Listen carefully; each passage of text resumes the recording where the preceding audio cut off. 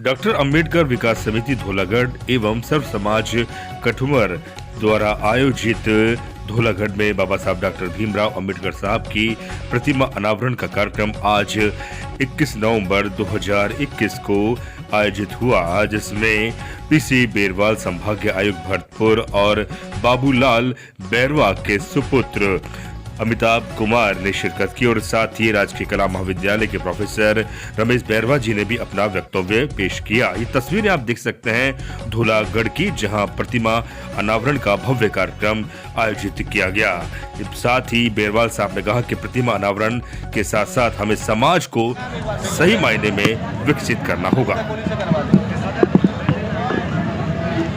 जी बैरवाल साहब, अभी आपने मूर्ति अनावरण कार्यक्रम में जो बड़ी बात कही है कि मूर्ति लगाने से ही सब काम नहीं बनेगा, हमें समाज के विकास के लिए, मूलभूत सुविधाओं के लिए हमारे तमाम सभी लोगों को काम करना होगा। जी देखिए, बाबा साहब की मूर्ति का अनावरण का कार्यक्रम हुआ है और जहां बाबा साहब का कार्यक्रम होता है और ख़ास तौर से जहां हमारे समाज के भाई बहन बच्चे बच्चियाँ आती हैं, ऐसे कार्यक्रम में जाना मैं मेरी जिम्मेदारी भी समझता हूं और मुझे जाके वहां खुशी भी मिलती है। जहां तक आपने बात कही मूर्ति लगाने की, इसमें सही बात है कि हर समाज कहें हम हमारे महापुरुषों की मूर्तियां लगाते हैं और उस मूर्ति से यही है कि जब भी हम वहां से निकलें देखें तो उनके जो आदर्श हैं और जिन चीज़ों के लिए उन्होंने त्याग किया, तपस्या की और एक देन दे के गए, वो उनको हमारे जीवन में हम अपनाएं, तब तो उसका वास्तविक रूप से है कि उसके प्रति हमारी जो श्रद्धा है, जो भाव है, उसका सही मायने तो तभी है।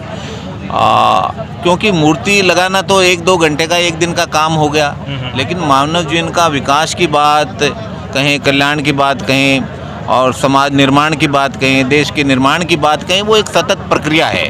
तो वो प्रतिदिन हमारे मन में, मस्तिष्क में, हृदय में वो भाव हमेशा होना चाहिए।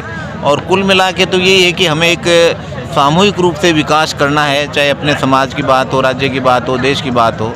तो वो बात मैंने हमेशा कही भी है और मेरे मिलने जुलने वालों से मैंने सीखा भी है और जो संपर्क में आते हैं उनको ये बात मैं कहता भी हूँ।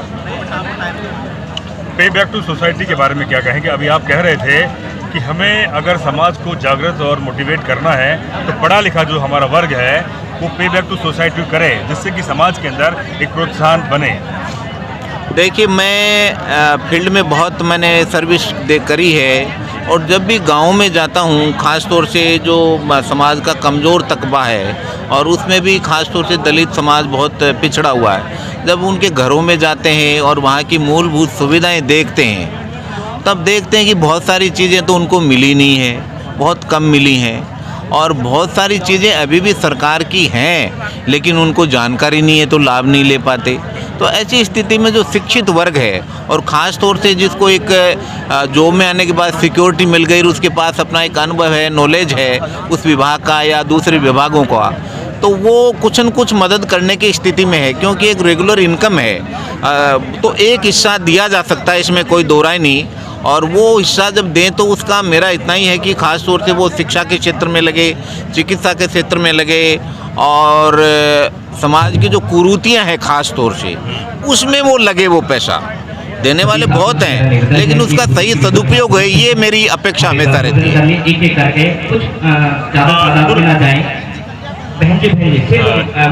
अभी आपने कुरीतियों के बारे में बात कही, अपने संबोधन में आपने जो दहेज प्रथा है खासतौर पे दलित समाज में बहुत ज़्यादा बढ़ चढ़ कर देखने को मिल रही है।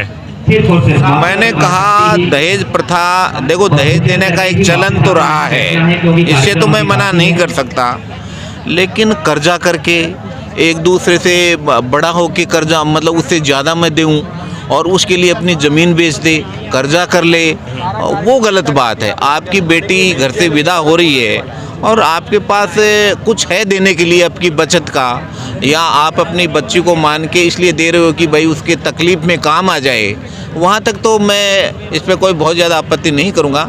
लेकिन जैसे मैंने कहा ना कि दिखावा के लिए, दूसरे से बड़ा होने के लिए, ऐसी चीज़ों में पढ़ के अगर कर्जा करके और इसका प्रदर्शन करता है वो तो बिल्कुल गलत है, उस पर तो कानूनन भी रोक लगनी चाहिए। सर, आप एक वरिष्ठ IAS अधिकारी हैं। आप समाज में देखते होंगे कि अब जो सरकारी नौकरियों की स्थिति है या जो संख्या है बहुत घटती जा रही है, तो क्या हम निजी क्षेत्र में और प्राइवेटाइजेशन के तौर पर जाए जिससे कि हम अपने समाज को विकसित कर सकें? देखिए, योजनाएं भी बहुत हैं। सरकारी योजनाओं का जहाँ तक मैंने देखा, ये पॉपुलेशन का लगभग 1% रहा है। जब 4 करोड़ आबादी थी तो 4.5 लाख कर्मचारी थे, आज 7 करोड़ आबादी है तो 7 लाख कर्मचारी। तो अब आप देखिए कि बाकी लोगों को तो अब कहीं न कहीं जाना ही पड़ेगा, और पहले की तुलना में तो निजी क्षेत्र में बहुत सारा स्कोप अब खुला है। जो छोटी छोटी गतिविधि जिनको हमने कभी देखा नहीं पिछले 30-40 साल में, पग पग पे, गली गली पे, मार्केट में जगह जगह खुली है। तो आदमी को एक शिक्षा लेने के बाद अपना बेस्ट एफर्ट करना चाहिए कि मैं वहाँ जाऊँ, लेकिन अगर सरकारी सेवा में चयन नहीं हुआ तो फिर उसको मन नहीं महसूसना चाहिए। उसके बाद जो भी उसकी काबिलियत है उसको यूज में करके अपना आत्मनिर्भर होकर खुद का, परिवार का और समाज का काम करे। आखिरी सवाल, सामाजिक न्याय के बारे में क्या कहेंगे? क्योंकि हमारा अभी भी समाज के अंदर जो भेदभाव है, छुआछूत है, लगातार देखने को मिल रही है। भाई, मैं इस संबंध में ये कहना चाहूँगा कि हमारा देश में संविधान और हर चीज़ के लिए कानून है। कानून का कोई भी उल्लंघन करे तो कानून की पालना, और जो कानून का उल्लंघन करे उसके विरुद्ध सख्त और त्वरित कार्रवाई होनी चाहिए। बस इतना ही कहना।